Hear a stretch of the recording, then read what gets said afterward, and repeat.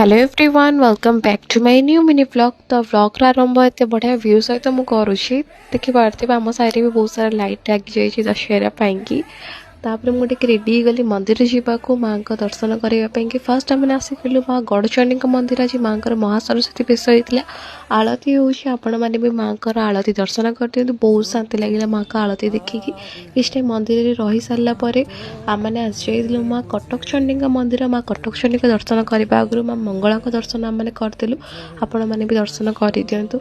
आज माँ कटक चंडी बगलामुखी बेश होता देखिपे आपण मैंने आज बेसी भिड़ ना माँ मंदिर में अल्प भिड़ था तो बहुत शांति माँ दर्शन करदेलु।